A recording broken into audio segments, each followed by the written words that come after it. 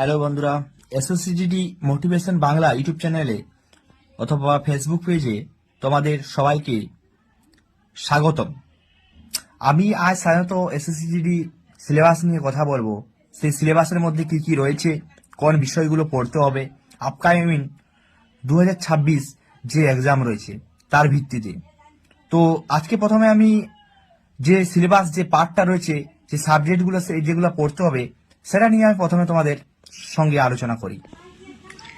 এই সাবজেক্টের মধ্যে এসএসসি যে এক্সাম হবে 2026, সেই এক্সামে কি কি সাবজেক্ট পড়তে হবে। প্রথমে যেটা রিজনিং আছে, রিজনিং সেটা 20টা কোশ্চেন আসবে। 20টা কোশ্চেনের মধ্যে প্রতিটি কোশ্চেনের মার্ক হচ্ছে 2 নাম্বার করে, 40 নাম্বার।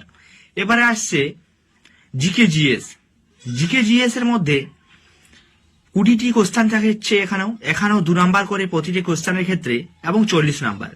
এবং ম্যাথমেটিক্স থাকছে, অঙ্ক ক্ষেত্রেও সেম 20টা কোশ্চেন রবে। 20টা কোশ্চেনের মধ্যে প্রতিটি কোশ্চেনের মার্ক হচ্ছে 2 নাম্বার করে, 40 নাম্বার। এবং যেটা পার্ট ডি হিন্দি অথবা ইংলিশ, সেটাও 20 নাম্বারের, 20টি কোশ্চেন এবং সেটাও 40 নাম্বারের। Part A, part B, part C, part D এইভাবে বিভক্ত। প্রতিটি কোশ্চেন থাকে 20টা করে কোশ্চেন থাকে, প্রতিটি কোশ্চেনের মার্ক 2 নাম্বার করে। তাহলে টোটাল 160 নাম্বারের পরীক্ষা হয়। এসএসসিজিডির ক্ষেত্রে। এখন আমি কথা বলবো যে রিজনিং এর ক্ষেত্রে কোন কোন চ্যাপ্টার গুলো পড়তে হবে। ক্লাসিফিকেশন পড়তে হবে,